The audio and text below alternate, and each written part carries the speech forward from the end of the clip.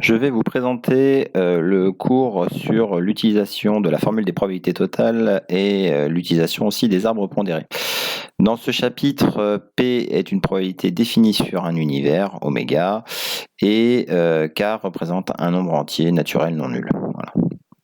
Donc, on va commencer par la formule des probabilités totales. Alors, on a besoin de la définition d'une partition pour commencer. A, c'est un événement de l'univers oméga. Eh bien, les événements A1, A2 jusqu'à AK forment une partition de l'événement A. Si et seulement si aucun de tous ces événements ne sont vides. S'ils sont 2 à 2 disjoints, alors ça veut dire qu'on n'a aucun élément qui peut appartenir à deux des événements A1, A2, AK. Et la réunion de chacun de ces K événements doit être égale à K. Donc vous avez un exemple qui suit, qui peut symboliser ce que peut être une partition d'un événement A. Voilà. Alors un petit cas particulier qu'on rencontrera assez régulièrement, eh bien si la probabilité de A est strictement positive et strictement inférieure à 1, dans ce cas-là A et son contraire, A bar, forment une partition de oméga. C'est assez logique parce qu'on a un événement et on a son contraire, mais il faut juste être vigilant sur les points. Il faut que la probabilité de A ne soit pas égale à 0, parce que si la probabilité de A est égale à 0, c'est que A c'est l'ensemble vide, donc ça contredit ce qu'on a dit plus haut. Et si la probabilité de A est égale à 1, dans ce cas-là, A est total, l'événement A est total, donc c'est son contraire qui, lui, est un ensemble vide, et ça contredit aussi ce qu'on a dit plus haut. Voilà. Donc, on vient de définir une partition d'un événement. On va maintenant voir la formule des probabilités totales. Donc, cette formule nous dit que si on a une partition d'un univers, eh bien, si on a une partition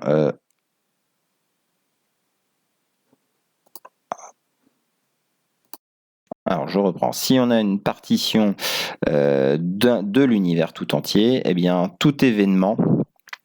pour tout événement, la probabilité de cet événement sera égale à la somme des probabilités obtenues en prenant l'intersection de l'événement avec A1, en prenant la probabilité de l'événement avec A2, etc., jusqu'à l'intersection de l'événement B avec AK.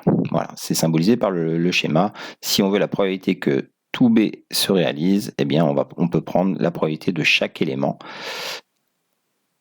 qui forme une partition de B finalement. Alors, un cas particulier qui correspond à ce que l'on a vu plus haut, si A et A bar forment une partition de oméga, alors la probabilité de B sera la probabilité de B inter A, et la probabilité de B inter A bar, c'est un cas particulier qu'on utilisera aussi assez régulièrement. Voilà. Donc maintenant, on va voir comment est-ce qu'on fait pour utiliser un arbre pondéré. Vous avez déjà entendu parler des arbres pondérés. La modélisation, elle doit respecter certains critères qui sont énumérés dans ce paragraphe. Donc, la somme des probabilités issues d'un nœud doit être égale à 1. Alors, ça se traduit ici, là. À chaque fois qu'on part d'un nœud, eh bien, ici, on a deux branches qui partent de ce nœud. Quand on additionne cette probabilité et celle-ci, eh bien, on doit obtenir 1. Ce qu'on a fait ici, il faut le retrouver ici, il faut le retrouver ici. À chaque fois qu'on part d'un nœud, eh bien, la somme des probabilités doit être égale à 1. La probabilité de l'événement à l'extrémité d'un chemin est égale au produit des probabilités rencontrées pour parcourir ce chemin. Alors ça se traduit ici. Si je veux obtenir cette probabilité-là, la probabilité de E inter A, eh bien ici, je vais devoir multiplier toutes les probabilités rencontrées sur ce chemin. Pour arriver ici, eh bien, le chemin parcouru, c'est celui qui est tout en haut. J'ai rencontré la probabilité de A, j'ai rencontré la probabilité de E sachant A. Eh bien, je dois multiplier ces deux-là pour obtenir celle-ci. On retombe sur une probabilité qu'on avait déjà vue dans le chapitre précédent.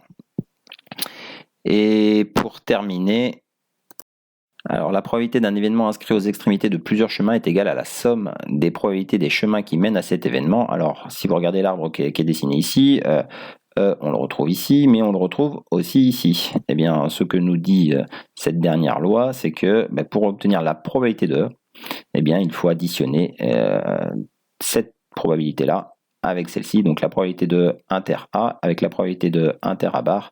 Eh bien, finalement, on retombe sur ce cas particulier qu'on avait vu plus haut. C'est la loi des probabilités totales qui est appliquée ici. Voilà. Donc ça se résume par, entre autres, certaines de ces relations qu'on retrouve ici, que l'on peut écrire de cette manière. Bien, alors je vous propose de réfléchir à l'exemple suivant pour le cours de jeudi. Faites-le sur une feuille de brouillon, répondez aux quelques questions sur une feuille de brouillon et jeudi on apportera la correction de cet exemple.